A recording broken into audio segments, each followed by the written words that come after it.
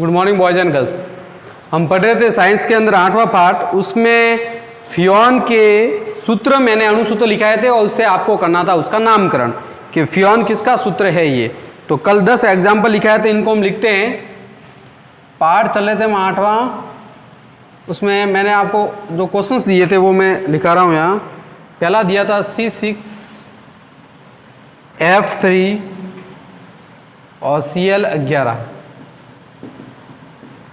दूसरा दिया था C4F8 और Cl2। तीसरा दिया था C5F2 Cl10। फोर्थ दिया था C4F3 Cl7। फिफ्थ दिया था C6F6 Cl8। सिक्स दिया था C7F8 Cl8। सेवन्थ दिया था 6-8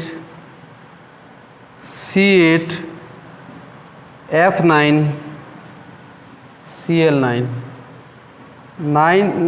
8 नंबर दिया था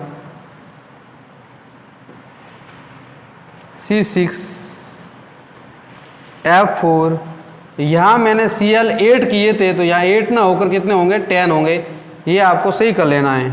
फिर 9th में C5F4 मैंने यहाँ Cl6 किए हुए थे, आपको Cl कितने करने हैं, 8 करने हैं। कि 5 दूनी 10 और 2 12 होते हैं, तो 4 और 8 12। और फिर 10 वाला था 10 नंबर है, ये था C8F7 और Cl11। C8F7 और Cl11। तो ये 10 क्वेश्चन हमने लिखे थे। तो देखो पहले का नामकरण क्या हो जाएगा, पहले का हो जाएगा फ्योन। 6 है तो कितने करेंगे, 5। बीच में एक, फ्लोरीन कितने हैं, 3, तो 513 का फॉर्मूला। दूसरा क्या है, फ्योन में ऐसे लिखूंगा और आंसर क्या हो जाएगा, देखो बताओ। 4 है तो कितना करेंगे, 3, बीच में एक, कितने फ्लोरीन है, 8, हो गया आंसर। अगला देखो तीसरा क्या हो जाएगा, तीसरा क्या हो जाएगा बताओ। तीसरे में क्या हो जाएगा, 5 है तो कितने हो जाएंगे, 4 हो जाएंगे। फ्योन तो नाम लिखना ही है, और 1 और 2 412 का। ये किसका हो जाएगा, देखो 4 1 और 3। ये किसका हो जाएगा, 4 है तो यहाँ 3 हो जाएंगे, या 313। 6 है तो कितने हो जाएंगे, यहाँ हो जाएंगे 5 1 6। अगला देखो यहाँ 7 है तो कितने हो जाएंगे, 7 है तो 6 1 8। बताओ यहाँ 8 है तो कितने हो जाएंगे, 7 1 9। फिर यहाँ बताओ 6 है तो कितने हो जाएंगे, 5 1 4। बताओ आगे यहाँ कितने हो जाएंगे, 5 है तो कितने हो जाएंगे, 4 1 4। और यहाँ कितने हो जाएंगे बताओ, 7 1 7। ये हो जाएगा 7 1 7। तो ये इनके हो गए फॉर्मूलेज। तो ये फॉर्मूलेज इनके हो गए। आई बात समझ में। तो इस तरीके से अपन को ये क्वेश्चन सॉल्व करने थे। तो ये सब के आंसर हमने लिख दिए हैं इस तरीके से। तो मैच कर लेना, ये आपके क्या हो जाएंगे, आंसर हो जाएंगे। चलो अब हम चलते हैं आगे।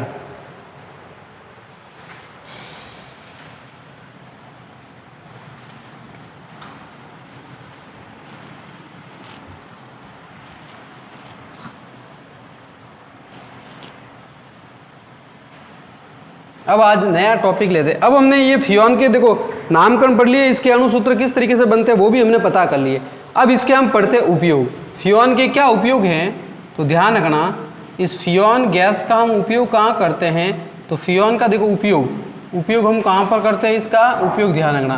पहला इसका उपयोग करते हैं हम अक्रिय विलायक के रूप में। किस रूप में करते हैं, अक्रिय विलायक के रूप में। नाम याद रखना कि ये फ्योन जो है इसका उपयोग अक्रिय विलायक के रूप में करते हैं, क्योंकि ये अक्रिय विलायक का मतलब किसी सॉल्वेंट के रूप में करते हैं। इसका सॉल्वेंट के रूप में अक्रिय होती है, यानी किसी के साथ कोई रिएक्ट ये नहीं करती है, तो अक्रिय विलायक के रूप में भी इसका उपयोग करते हैं। विलायक का मतलब होता है कि जब किसी सॉल्वेंट में कोई सॉइल हम घुलते हैं तो उसका क्या बनता है, सॉल्यूशन, विलयन बनता है। तो विलायक के रूप में ये प्रयुक्त होता है, कौन, फ्यून गैस।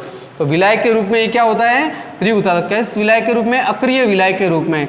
मतलब इसके अंदर जो सॉल्यूट जो मिलेगा, जो इसके अंदर विलय मिलेगा, उसके साथ ये कोई क्रिया नहीं करेगा, ठीक है। और दूसरा इसका उपयोग हम कहाँ करते हैं बताओ, एक तो रेफ्रिजरेटर में करते हैं, रेफ्रिजरेटर, ये आपको सबको पता ही है, रेफ्रिजरेटर में करते हैं। एक कहाँ करते हैं, एसी में करते हैं, एयर कंडीशनर में करते हैं। फिर क्या है, शीत गृह जो होते हैं उसमें करते हैं, शीत गृह, या जिसे हम क्या कहते हैं, कोल्ड स्टोरेज, कोल्ड स्टोरेज में करते हैं। तो रेफ्रिजरेटर, एसी, शीत गृह, इनमें इनका यूज किया जाता है। किसका यूज किया जाता है, फ्यून गैस का। तो फ्यून गैस का अक्रिय विलायक के रूप में यूज करते हैं, एक रेफ्रिजरेटर में, एसी में, रेफ्रिजरेटर फ्रीज के अंदर और एसी के अंदर, और शीत गृह यानी जो कोल्ड स्टोरेज होते हैं जहाँ सब्जी वगैरह सुरक्षित रखी जाती है लंबे समय तक, तो उनके अंदर, कोल्ड स्टोरेज के अंदर हम इसको यूज करते हैं। तो ये इनका क्या हो गया, उपयोग हो गया, किसका, फ्यून का, अक्रिय विलायक के रूप में, और रेफ्रिजरेटर में, एसी में, और कोल्ड स्टोरेज के रूप में इसका उपयोग किया जाता है। अब आज हम न्यू टॉपिक पढ़ते हैं बहुलक, जो इसका एंडिंग चैप्टर है ये, और बहुत इंपॉर्टेंट भी है, बहुलक। बहुलक को हम इंग्लिश में क्या कहते हैं, इसको बहुलक को इंग्लिश में हम कहते हैं पॉलीमर। क्या कहते हैं, पॉलीमर, ध्यान रखना, इंग्लिश में इसको क्या कहते हैं, पॉलीमर कहते हैं, बहुलक। अब बहुलक देखो, पॉली का मतलब क्या होता है, यहाँ पॉली और मर, दो इसके अंदर वर्ड्स है, एक तो होता है पॉली और एक होता है मर। तो पॉली का मतलब होता है अनेक या बहुत, पॉली का मतलब क्या होता है, बहुत या अनेक, अनेक। और मर का मतलब क्या होता है, इकाई, क्या होती है, इकाई, ठीक है। इसका मतलब क्या हुआ कि बहुत सारी जो इकाइयाँ हैं वो आपस में मिलकर एक बड़े अणु का निर्माण करती है। बहुत सारी छोटी छोटी इकाइयाँ, सरलतम जो अणु हैं वो आपस में मिलकर एक बहुत बड़ी श्रृंखला का निर्माण करते हैं, जिसको हम क्या कहते हैं, पॉलीमर या बहुलक कहते हैं। तो बहुलक में क्या कहते हैं, बहुत सारी एकलक इकाई, बहुलक नाम से पता, बहुलक का मतलब होता है बहुत सारी एकलक या बहुत सारी इकाइयाँ जो है सरलतम अणु जुड़कर एक बड़ा अणुभार वाला एक अणु बनाते हैं, तो उसको हम क्या कहते हैं, पॉलीमर कहते हैं। तो पॉलीमर का मतलब क्या हुआ कि इकाइयाँ, बहुत सारी इकाई, क्या छोटी छोटी इकाई, तो मैं क्या लिख सकता हूँ कि छोटी छोटी अणु या सरलतम, अनेक अनेक छोटे छोटे सरलतम अणु मिलकर, अणु क्या हो जाते हैं, मिलकर एक बड़े अणुभार वाला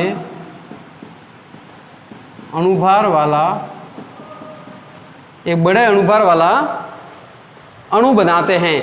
अनेक छोटे छोटे सरलतम अणु मिलकर एक बड़े अणुभार वाला पदार्थ या अणु बनाते हैं, जिसे हम क्या कहते हैं, बहुलक कहते हैं। क्या कहते हैं, बहुलक, अणुभार वाला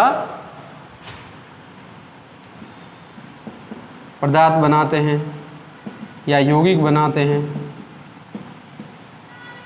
जिसे हम क्या कहते हैं, पॉलीमर कहते हैं। क्या कहते हैं, बहुलक कहते हैं। तो बहुलक में क्या होती है, अनेक छोटी छोटी इकाइयाँ मिलती है और एक बड़े अणु का निर्माण करते हैं। बड़े अणु का भी वाला, बड़ा अणु भी लिख सकते हैं, अणुभार वाला, एक बड़े अणुभार वाला अणु बनाते हैं, अणु लिख सकते हैं, पदार्थ लिख सकते हैं, कोई भी बनाते हैं, उसे हम क्या कहते हैं, पॉलीमर कहते हैं। तो अनेक छोटे छोटे सरलतम अणु मिलेंगे, देखो नाम से पता चला, मर का मतलब इकाई होता है और पॉली का मतलब बहुत सारी छोटी छोटी इकाइयाँ, एकलक अणु मिलकर एक बड़ी श्रृंखला का निर्माण होता है, एक बड़ी चैन का निर्माण करते हैं, उसे हम क्या कहते हैं, बहुलक कहते हैं। तो याद रखना, बहुलक की परिभाषा अगर आपको पूछे तो क्या कहेंगे कि अनेक छोटी छोटी सरलतम इकाइयाँ मिलकर एक बड़े अणु का निर्माण करते हैं, वर्ध अणु, उच्च अणुभार वाले एक पदार्थ का या अणु का निर्माण करते हैं, उसे हम क्या कहते हैं, बहुलक कहते हैं।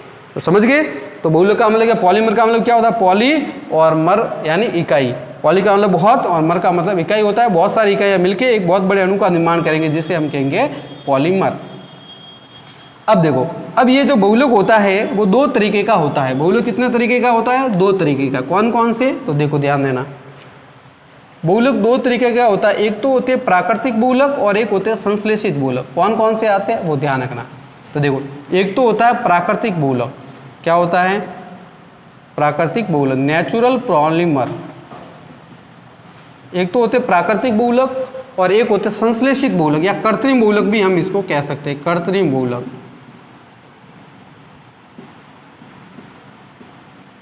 कृत्रिम बहुलक कह लो, संश्लेषित बहुलक कह लो। आई बात समझ में? तो एक तो होते हैं प्राकृतिक बहुलक और एक होते हैं कृत्रिम बहुलक होते हैं। प्राकृतिक बहुलक में क्या आता है? प्राकृतिक बहुलक का मतलब ये कहाँ से प्राप्त होते हैं? हमें प्रकृति से। कहाँ से? प्रकृति से प्राप्त। नाम क्या है? देखो, नेचुरल बहुलक यानी कहाँ से प्राप्त होंगे बहुलक? यानी नेचुरल जो पॉलीमर्स है वो हमें प्रकृति से डायरेक्ट प्राप्त होंगे। और कृत्रिम बहुलक यानी का मतलब क्या है? मानव निर्मित है। ये कहाँ है? मानव निर्मित, जिन्हें वो फैक्ट्रियों के अंदर संश्लेषित करता है, मानव निर्मित। कृत्रिम बहुलक का मतलब मानव निर्मित है, और प्राकृतिक बहुलक मतलब कहाँ से प्राप्त होता है? हमें ये प्रकृति से प्राप्त होता है। देखो, अब प्रकृति से कौन कौन से? सबसे पहला हमें जो प्राप्त होता है वो होता है एक प्राकृतिक रबर। क्या होता है? प्राकृतिक रबर। ये हमें प्रकृति से प्राप्त होता है। दूसरा हमें प्राप्त होता है स्टार्च,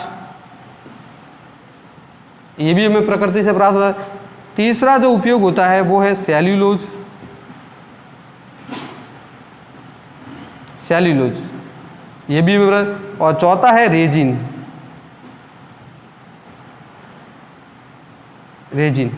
ये सारे जो है वो हमें कहाँ से प्राप्त होते हैं? प्रकृति से प्राप्त होते हैं। कौन कौन से? एक तो प्राकृतिक रबर जो हम यूज करते हैं, रबर प्रकृति से भी प्राप्त होता है, संश्लेषित रबर भी होता है, स्टार्च प्राप्त होता है, सेलुलोज प्राप्त होता है और रेजिन प्राप्त होता है। अब देखो ये क्या क्या होते हैं, पहले इनको समझते हैं। ये प्राकृतिक रबर जो है इसके बारे में हम विस्तृत अभी चर्चा करेंगे। प्राकृतिक रबर किससे प्राप्त होता है? एक प्रकार का पौधा होता है, उस पौधे से हमें क्या दूध निकलता है जिसे हम कहते हैं लेटेक्स या सीर, उससे हमें ये प्राकृतिक रबर प्राप्त। स्टार्च क्या होता है? स्टार्च हम कार्बोहाइड्रेट पड़ता है, जैसे आलू वगैरह उसके अंदर पाया जाता है। कार्बोहाइड्रेट की जो भी है, गेहूं वगैरह, चावल वगैरह हम खाते हैं, उसके अंदर क्या पाया जाता है? स्टार्च पाया जाता है। वो भी हमें कहाँ से प्राप्त होता है? प्रकृति से प्राप्त होता है। सेलुलोज की बात करें तो पौधे की जो कोशिका भित्ति होती है, पौधों की क्या होती है? कोशिका भित्ति जो होती है उसमें क्या पाया जाता है? सेलुलोज पाया जाता है पौधों के अंदर। तो ये क्या होता है? सेलुलोज। पौधों की कोशिका भित्ति के अंदर क्या पाया जाता है? सेलुलोज। वो भी हमें कहाँ से प्राप्त होगा? प्रकृति। रेजिन का मतलब होता है गोंद से। आपने देखा होगा कि गोंद होता है ना, गोंद, उसको हम क्या कहते हैं? रेजिन। ये भी हमें कहाँ से प्राप्त होता है? पौधों से। विशेष प्रकार के गोंद के जैसा पदार्थ होता है जिसे हम सुखा के बाद में अलग करते हैं। तो ये भी हमें कहाँ से प्राप्त होता है? पौधों से प्राप्त होता है। तो ये सारे कहाँ है? प्रकृति से प्राप्त। इसलिए इनको हम क्या कहते हैं? प्राकृतिक बहुलक कहते हैं। क्या कहते हैं? प्राकृतिक बहुलक। मतलब इसमें भी क्या होगा? इसमें भी छोटी छोटी इकाइयां मिलकर एक बड़े अणु का निर्माण करेंगे। स्टार, सेलुलोज, रेजिन, ये सब क्या है? छोटी छोटी इकाइयां होती है जो बड़े अणु का निर्माण करती है, इसलिए हम इसे कहते हैं प्राकृतिक। लेकिन ये हमें प्राप्त कहाँ से होते हैं? प्रकृति से प्राप्त होते हैं। कहाँ से प्राप्त होते हैं? प्रकृति से। इसलिए इसको हम क्या कहते हैं? प्राकृतिक बहुलक। अब कृत्रिम बहुलक में क्या होंगे? मानव निर्मित में क्या आएंगे? पहले आएंगे कृत्रिम रेशे। एक तो क्या आएंगे? कृत्रिम रेशे। कृत्रिम रेशे आएंगे। रेशों में कौन कौन से? एक तो नाइलॉन 66 आ जाएगा, ये हम सारी डिटेल में पढ़ेंगे इनके बारे में। नाइलॉन 66। एक क्या आएगा? एक आएगा टेरिलिन, इसके कपड़े बनते हैं जिसको हम दूसरा नाम डेक्रॉन भी कहते हैं, ये होगा। और तीसरा क्या होगा? रेयॉन। ये सारे कपड़ों के रूप में जो भी हम प्लास्टिक के सामान जो भी हम लाते हैं, नाइलॉन, रस्सियाँ वगैरह लाते हैं, टायर वगैरह जो बनाते हैं वो इसकी बनती है, टेरिलॉन, रेयॉन। समझ गए? जो हमारी जो छतरियाँ वगैरह है सारी जो बनती है, छाते वगैरह जो बनते हैं बरसात के अंदर, वो इस तरीके से, ब्रश वगैरह जो भी है। दूसरा है, ये तो हुआ। फिर उसके बाद आते हैं प्लास्टिक। ये भी आपको पता होगा, ये भी हम कहाँ करते हैं? कोई पेड़ पौधों से तो हमें मिलते नहीं है, तो प्लास्टिक ये भी कहाँ से होते हैं? हमें यहाँ से। और एक होता है संश्लेषित रबर, और तीसरा क्या है? संश्लेषित रबर। संश्लेषित रबर एक फैक्ट्रियों के अंदर रबर बनते हैं। एक तो प्रकृति से हमें प्राप्त होते हैं और दूसरा संश्लेषित रबर। तो इनके बारे में हम पढ़ेंगे। प्लास्टिक के अंदर हम क्या क्या पढ़ेंगे? पॉलीथीन पढ़ेंगे,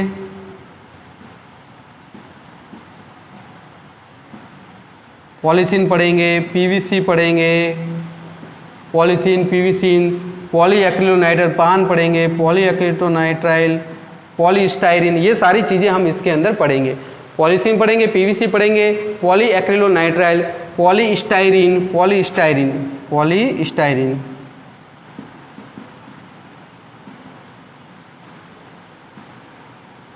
ये सारी चीज़ें हम पढ़ेंगे इसके अंदर। और संश्लेषित बहुलक में क्या पढ़ेंगे? ब्यूना एस और ब्यूना एन, ये हम इसके अंदर पढ़ेंगे। ये क्या है? संश्लेषित रबर। कौन कौन सा है? एक तो ब्यूना एस और ब्यूना एन। ये सारे कहाँ? फैक्ट्रियों में, यानी मानव के द्वारा प्राप्त किए गए हैं, प्रयोगशालाओं में मानव के द्वारा जो भी है उस तरीके से ये फैक्ट्रियों में बनाए। तो कृत्रिम रेशे में क्या पढ़ेंगे? नाइलॉन, टेरिलिन, रेयॉन, ये हम जो कपड़े वगैरह आते हैं ना वो इसके बने होते हैं, रस्सियाँ वगैरह जो भी। प्लास्टिक में पॉलीथीन, पीवीसी के पाइप, जो प्लास्टिक के पाइप आते हैं वो पॉलीएक्रिलोनाइट्राइल, ये भी इसी तरीके से होते हैं। जो कप वगैरह हमारे आस पास आते हैं चाय के वगैरह, प्लास्टिक और पॉलीस्टायरीन ये वाले, और संश्लेषित से ब्यूना एस और ब्यूना एन। तो ये तो सारे जो हैं ये तो प्रकृति से हमें प्राप्त होंगे, और ये कहाँ से होंगे? मानव निर्मित, यानी मानव द्वारा बनाए गए होंगे। इसलिए इनको हम क्या कहते हैं? कृत्रिम बहुलक, संश्लेषित बहुलक या मानव निर्मित बहुलक भी कहते हैं। और ये कहाँ से होंगे? प्रकृति से हम प्राप्त करेंगे। चलो, तो ये हो गए बहुलक के प्रकार। कितने प्रकार के? 2 तरीके के। तो बहुलक आपको पूछे तो क्या कहेंगे? अनेक छोटी छोटी इकाइयों से मिलकर एक बड़े अणु का निर्माण करना। छोटे छोटे अणु मिलकर, सरलतम छोटे छोटे अणु मिलकर क्या करते हैं? एक बड़े अणु का निर्माण करता है, उसे हम क्या कहते हैं? बहुलक कहते हैं। बहुलक 2 तरीके के होते हैं, एक तो होता है प्राकृतिक बहुलक और एक कैसा होता है? कृत्रिम बहुलक या संश्लेषित बहुलक। चलो, अब हम सबसे पहले पढ़ेंगे प्राकृतिक रबर के बारे में। ठीक है, सबसे पहले हम किसके बारे में पढ़ेंगे? प्राकृतिक रबर। जो हमारी बुक से रिलेटेड है उसी को हम थोड़ा डिस्कस करेंगे। तो हम सबसे पहले आते हैं प्राकृतिक रबर। देखो ध्यान से समझना आप।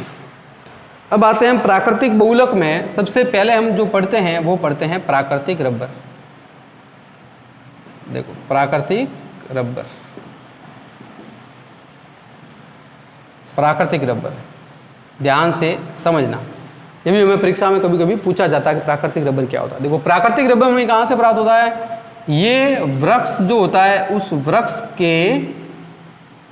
वृक्ष से हमें प्राप्त होता है। एक प्रकार का वृक्ष होता है, उससे हमें ये वृक्ष से प्राप्त होता है। क्या? प्राकृतिक। वृक्ष के से किस रूप में? वृक्ष से द्रव के रूप में, द्रव के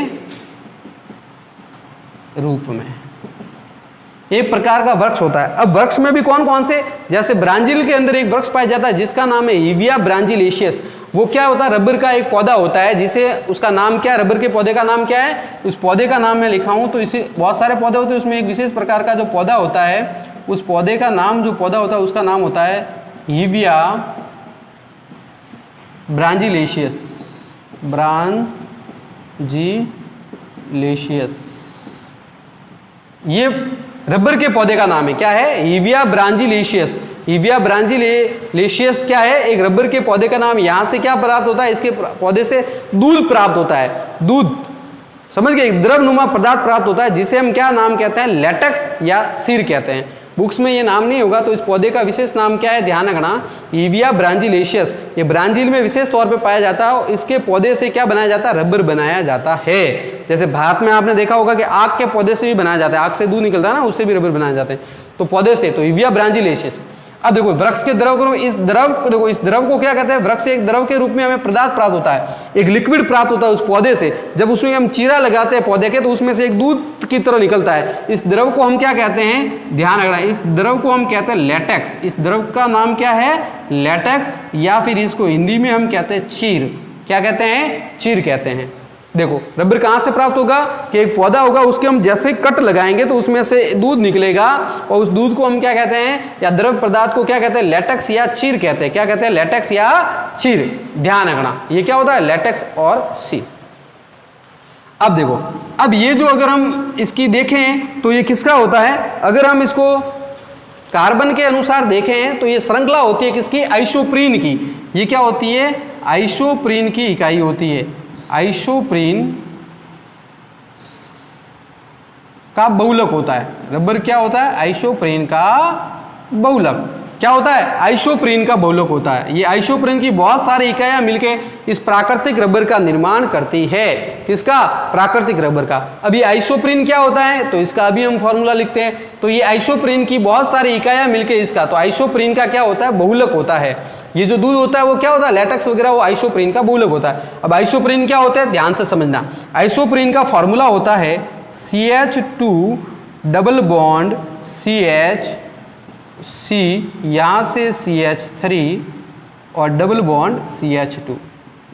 इसे हम कहते हैं आइसोप्रीन। क्या नाम है इसका? आइसोप्रीन। ध्यान रखना, इसका नाम क्या है? आइसोप्रीन। ये आइसोप्रीन है। देखो क्या आइसोप्रीन, याद रखने का तरीका देखो, यहाँ CH2, इधर भी CH2, डबल बॉन्ड इधर भी, डबल बॉन्ड इधर भी, 2 कार्बन बीच में, एक कार्बन से क्या है? CH3 है। एक कार्बन से क्या है CH3, तो ये आइसोप्रीन है। अब देखो हमने क्या कहा था कि बहुलक का मतलब होता है बहुत सारी इकाइयां जुड़ती है और एक बड़े अणु का निर्माण करता है। तो ये आइसोप्रीन की कितनी इकाई हुई, एक इकाई हुई। कितनी इकाई हुई, सिर्फ एक इकाई हुई। अब बहुत सारे आइसोप्रीन ऐसे ऐसे बहुत सारे जुड़ते हैं, तो इनका क्या होता है बहुलीकरण। क्या होता है बहुलीकरण, बहुलीकरण। अब बहुलीकरण किसे कहते हैं, बहुलक बनाने की जो प्रक्रिया होती है इस प्रक्रिया को हम क्या कहते हैं बहुलीकरण। ये भी याद रखना, इस बहुलक को जैसे प्राकृतिक रबर है इसको बनाना है तो आइसोप्रीन की बहुत सारी इकाइयां, मतलब ये जो लेटेक्स निकलेगा बहुत सारी इसकी इकाइयां जो है वो मिलेगी और एक लंबी श्रृंखला का निर्माण करेंगे तब इस रबर का निर्माण होगा। तो ध्यान रखना कि इसकी बहुत सारी आइसोप्रीन होता है, इस द्रव के रूप में क्या प्राप्त होता है हमें आइसोप्रीन। इस आइसोप्रीन की बहुत सारी इकाई, तो इसका क्या किया जाता है बहुलीकरण। बहुलीकरण का मतलब इसकी बहुत सारी इकाइयां ली जाती है, इनको आपस में जोड़ा जाता है जोड़ा जाता है जोड़ा जाता है और फिर हमें प्राकृतिक रबर प्राप्त होता है। तो बहुलीकरण का मतलब क्या होता है, इस प्रक्रिया को बहुलक बनाने की प्रक्रिया को हम कहते हैं बहुलीकरण। ये भी याद रखना, बहुलक बनाने की प्रक्रिया क्या कहलाती है बहुलीकरण।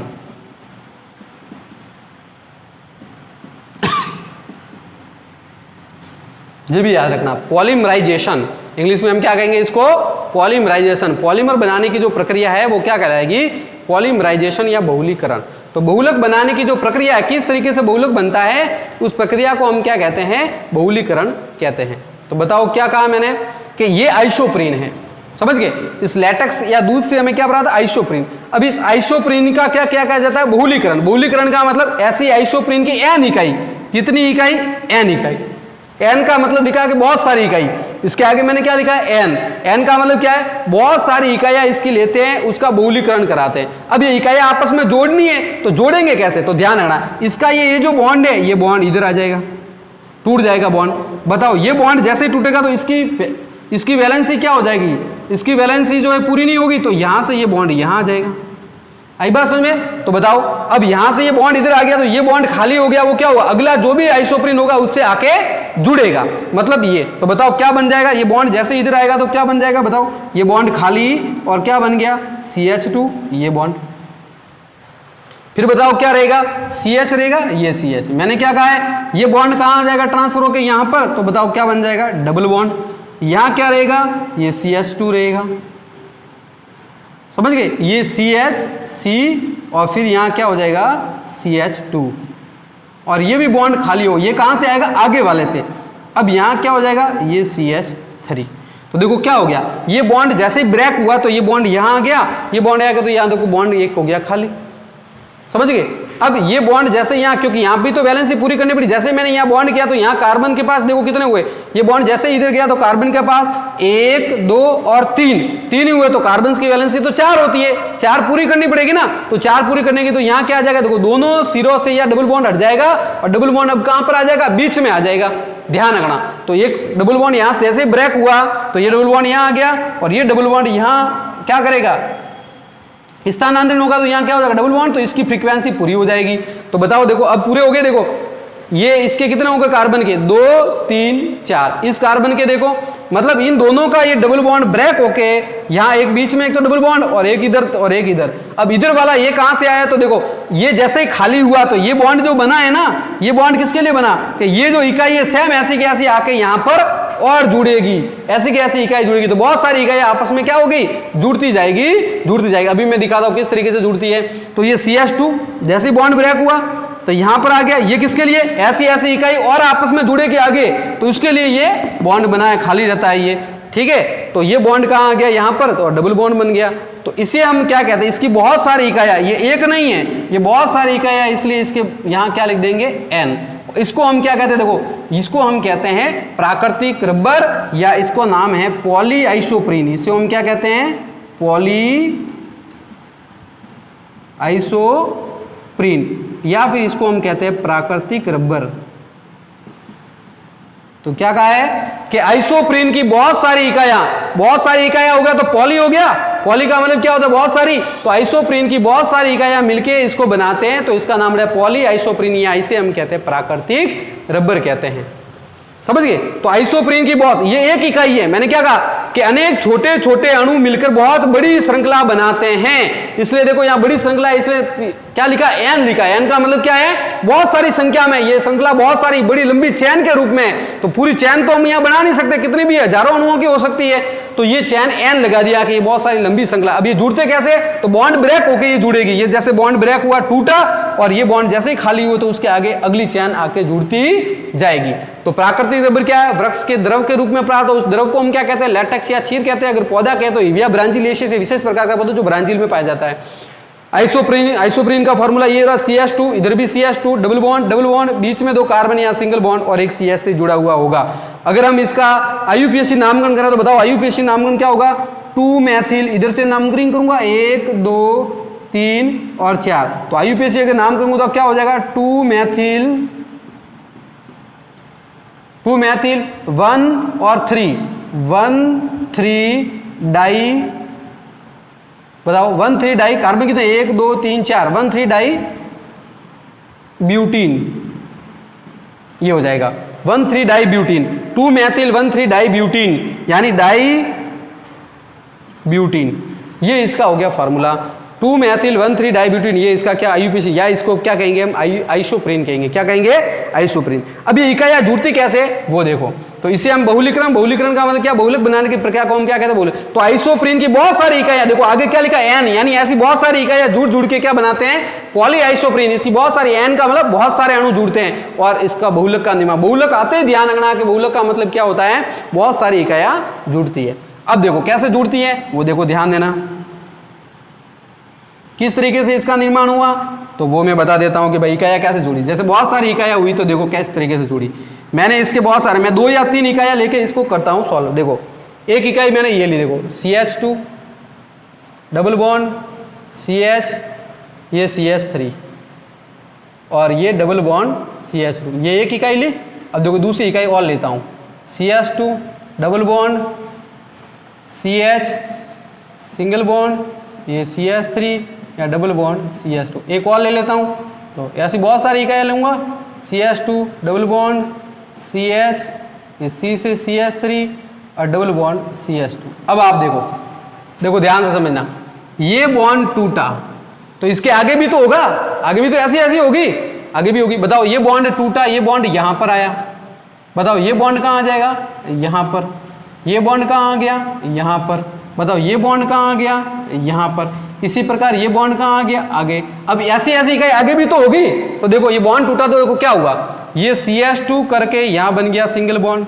बताओ ये CH हो गया, ये डबल बॉन्ड, ये CH3, बताओ ये CH2 हो गया। तो बताओ ये बॉन्ड यहां आ गया तो ये इससे जुड़ गया। ये CH2 के लिए तो एक बॉन्ड चाहिए ना, तो ये बॉन्ड कहां से आ गया, ये आगे इसने छोड़ा तो इससे ये जुड़ गया। ये जुड़ते ही क्या बन गया, बताओ ये CH2, ये सिंगल बॉन्ड, देखो सबकी, ये बॉन्ड यहां आ गया, ये डबल बॉन्ड, और ये क्या हो गया CH3 और ये CH2, ये हो गया। अब इसका बॉन्ड जैसे टूटा, इसने खाली क्यों रखा कि आगे वाली ये आइसोप्रीन इकाई आगे आके जुड़ेगी, इसलिए देखो इसका बॉन्ड यहां आया तो इससे ये जुड़ गया, ये CH2 के सीधा बॉन्ड से जुड़ गया ये, तो ये हो गया CH2, ये CH, और ये देखो वापस क्या आ गया यहाँ पर डबल बॉन्ड, और ये CH3 और ये सिंगल बॉन्ड CH2। अब देखो यहाँ से खाली होगा तो आगे CH2 वाला और जुड़ेगा, तो ये ऐसे लंबी श्रृंखला बनती है, इसलिए हमने एक ही डायरेक्ट में उसको लिखा, N लिख दिया। देखो ये बॉन्ड जैसे ही टूटा तो आगे बन गया, ये बन गया आगे, ये बॉन्ड ये हो गया। अब ये बॉन्ड यहाँ आ गया तो यहाँ क्या हुआ, डबल बॉन्ड, और ये बॉन्ड खाली हो गया डबल बॉन्ड, तो यहाँ हो गया सिंगल बॉन्ड। अब यहाँ इसको किससे जोड़े, तो भाई वो आगे वाला जो आएगा, इसके आगे आइसोप्रीन बहुत सारी इकाई है, तो दूसरी आइसोप्रीन इकाई ये जो ये पहली है, ये दूसरी है, ऐसे हजारों है, बहुत सारी इकाइयां हैं, तो ये सारी आपस में जुड़ेगी। तो इसका बॉन्ड जैसे ही टूटा तो इस बॉन्ड से ये अटैच हो जाएगा, ये बन गया। फिर वापस ये बॉन्ड जैसे यहाँ आ गया डबल बॉन्ड, ये CH2, तो इसका जो सिंगल बॉन्ड आएगा वो यहाँ जुड़ जाएगा। तो इस तरीके से बहुत सारी इकाइयां आपस में जुड़ती है। इस कारण से इसको हम कहते हैं N इकाइयां। क्या कहते हैं, N का मतलब हजारों की तो संख्या में बहुत सारी इकाइयां जुड़ती है और एक लंबी श्रृंखला बनाते हैं। सभी श्रृंखला को हम बड़ी बना नहीं सकते यहाँ पर, इसलिए इसको डायरेक्ट हम क्या लिखते हैं, N। इधर भी सिंगल बॉन्ड, इधर भी सिंगल बॉन्ड छोड़ देते हैं और डायरेक्ट क्या लिख देते हैं, N। इसे कहते हैं कि आइसोप्रीन की बहुत सारी इकाई, 1 2 3 ऐसी हजारों इकाई आपस में जुड़ती है और बहुत बड़ी श्रृंखला का निर्माण करती है। उसे हम क्या कहते हैं, बहुलक कहते हैं। तो इस तरीके से ये इकाइयां जुड़ती है, बॉन्ड ब्रेक होकर जुड़ती है। तो ये हो गया आइसोप्रीन। अब देखो, अब इस प्राकृतिक रबर जो ये आइसोप्रीन है,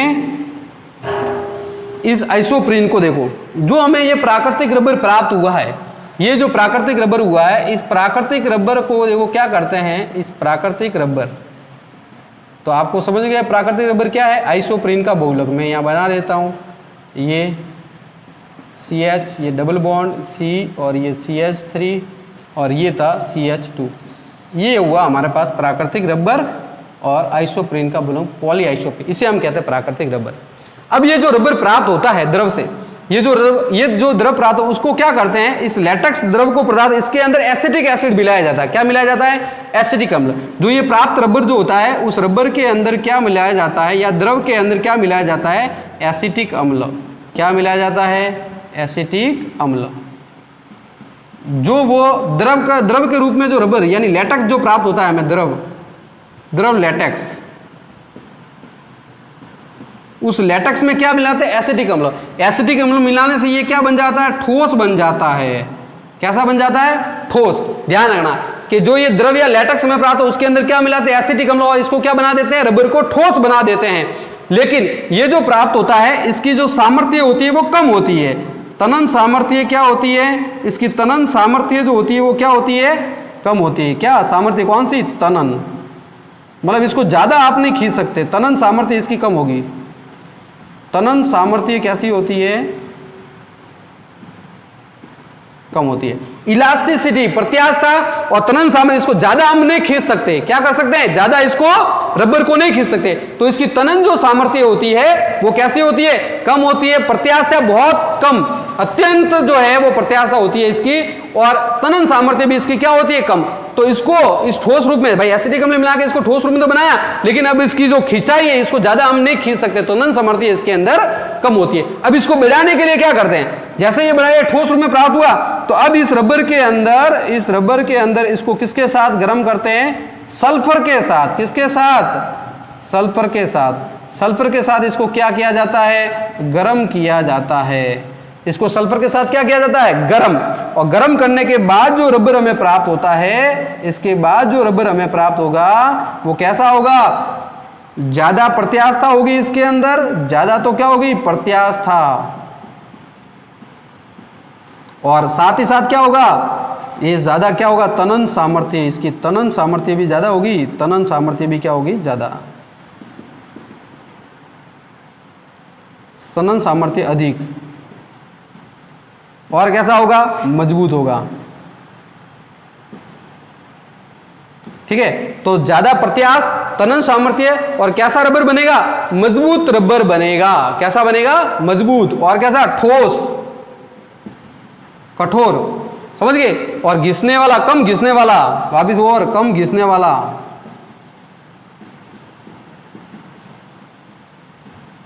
कम घिसने वाला रबर।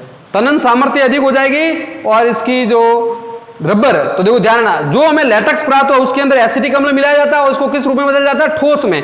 लेकिन ठोस में बदले जाने पे इसकी जो तनन सामर्थ्य होती है वो थोड़ी क्या होती है, कम होती है। इसको हम ज्यादा खींच नहीं सकते हैं, ज्यादा खींचेंगे तो ये टूट जाएगा, समझ गए। तो अब इसको क्या करते हैं, इस रबर के, जो ये रबर हमें प्राप्त हुआ है, इसके अंदर क्या मिलाते हैं, फिर सल्फर मिलाते हैं। क्या मिलाते हैं, सल्फर, और सल्फर के साथ इसको क्या करते हैं, गर्म करते हैं। फिर जो रबर प्राप्त होता है, उस रबर की ज्यादा प्रत्यास्थता होती है, इलास्टिसिटी ज्यादा होगी, खींचेंगे वापिस अपने पूर्ण रूप में आ जाएगा।